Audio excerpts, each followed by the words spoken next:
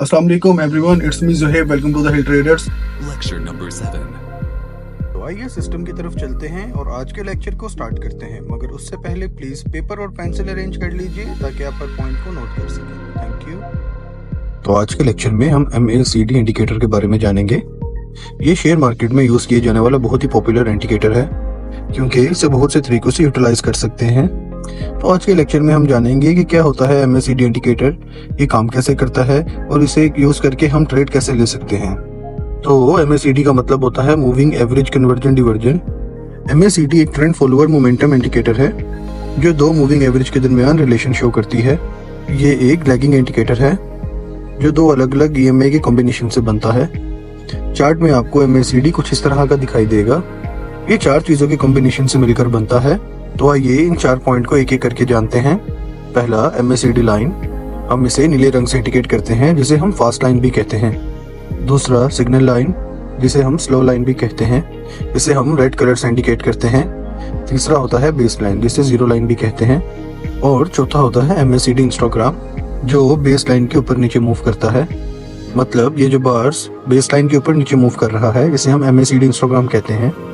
तो आपको अलग अलग ट्रेडिंग प्लेटफॉर्म पे इनके कलर अलग अलग दिखाई दे सकते हैं, पर आपको इनके कलर से कोई मतलब नहीं होना चाहिए। आप MACD के एक सेटिंग में जाके चारों का कलर चेंज कर सकते हो। आपको बस इतना पता होना चाहिए कि इन सब का काम क्या है। तो आगे बढ़ने से पहले हम इन सब लाइनों का कैलकुलेशन पहले देख लेते हैं। तो सबसे पहले MACD लाइन।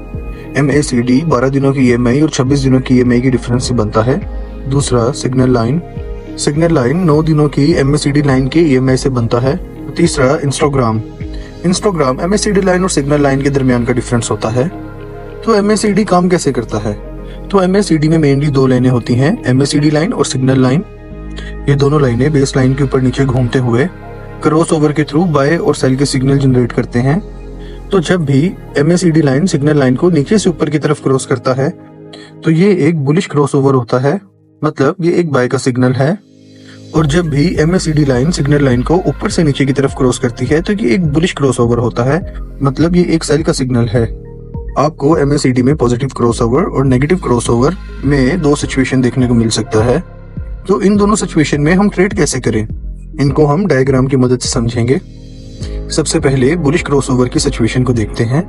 तो आपको दिख रहा होगा कि यहाँ एक bullish cross over base line के ऊपर हुआ है, जहां MACD लाइन ने सिग्नल लाइन को नीचे से ऊपर की तरफ क्रॉस किया है। तो ये एक स्ट्रॉन्ग बुलिश क्रॉस ओवर है। ये एक बाय का सिग्नल है। यहाँ आपको दिख रहा होगा कि एक बुलिश क्रॉस ओवर हुआ है मगर बेस लाइन के नीचे। इस सिचुएशन में आप तब तक ट्रेड नहीं लेंगे जब तक MACD line signal line base line के ऊपर न चली जाए। MACD लाइन सिग्नल लाइन जब बेस लाइन के ऊपर चली जाए तो ये एक बाय का सिग्नल होता है। अब हम बेरिश क्रॉस ओवर की सिचुएशन को देखेंगे। यहाँ आपको एक bearish cross over base line के नीचे दिख रहा होगा, जहाँ MACD लाइन ने सिग्नल लाइन को ऊपर से नीचे की तरफ क्रॉस किया। ये एक स्ट्रॉन्ग बेरिश सिग्नल है। अब यहाँ आपको bearish cross over base line के ऊपर दिख रहा होगा। इस सिचुएशन में आपको तब तक ट्रेड नहीं लेना जब तक MACD लाइन और सिग्नल लाइन बेस लाइन को क्रॉस करके नीचे की तरफ ना आ जाए। Friends, MACD cross over strategy में बेस लाइन का बहुत वैल्यू होता है। आपको ये देखना होता है कि क्रॉस ओवर बेस लाइन के ऊपर हुआ है या नीचे। अब हम MACD double top double bottom को डायग्राम की मदद से समझेंगे कि इन सिचुएशन में हम ट्रेड कैसे ले सकते हैं। तो चार्ट में जब भी MACD लाइन बेस लाइन के ऊपर जाकर डबल टॉप बनाता है तो इसका मतलब कि बाजार में ट्रेंड रिवर्सल की पॉसिबिलिटी होती है, मतलब कि अब मार्केट बेरिश हो सकता है।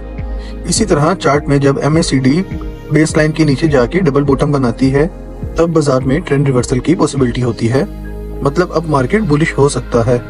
तो अब तक हमने MACD cross over double top double bottom को समझा। अब हम MACD डाइवर्जन को समझेंगे, मगर इससे पहले मैं आप लोगों से रिक्वेस्ट करूंगा, अगर आपके पास फ्यूचर्स वीडियो के लिए कोई आइडिया है तो मुझे कमेंट करके जरूर बताएं, क्योंकि स्टिल मेरा चैनल बहुत छोटा है, मेरे पास इनफ टाइम है आप सबके कमेंट्स पढ़ने के लिए। तो वीडियो कंटिन्यू करते हैं। MACD डाइवर्जेंस भी दो तरह के होते हैं, एक पॉजिटिव और एक नेगेटिव। तो आपको दिख रहा होगा कि प्राइस नीचे की ओर जा रहा है मगर MACD ऊपर की तरफ जाने लगता है। इसका मतलब MACD इंडिकेटर में पॉजिटिव डाइवर्जेंस हो रही हैं। इस सिचुएशन में चार्ट में अगर कोई बुलिश कैंडलस्टिक पैटर्न बनता है तो मार्केट में बुलिश ट्रेंड की पॉसिबिलिटी होती है। अगर आप लोगों को कैंडलस्टिक पैटर्न के बारे में नहीं पता तो आप आई बटन में जाके इस लेक्चर को देख सकते हो। तो इसी का ऑपोजिट आपको यहाँ दिख रहा होगा, प्राइस ऊपर जा रहा है और MACD ऊपर जाते जाते नीचे की ओर आने लगता है। इसका मतलब MACD इंडिकेटर में नेगेटिव डाइवर्जेंस हो रहे हैं। इस वक्त चार्ट में अगर कोई बेरिश कैंडलस्टिक पैटर्न बनता है तो मार्केट में बेरिश ट्रेंड की पॉसिबिलिटी होती है।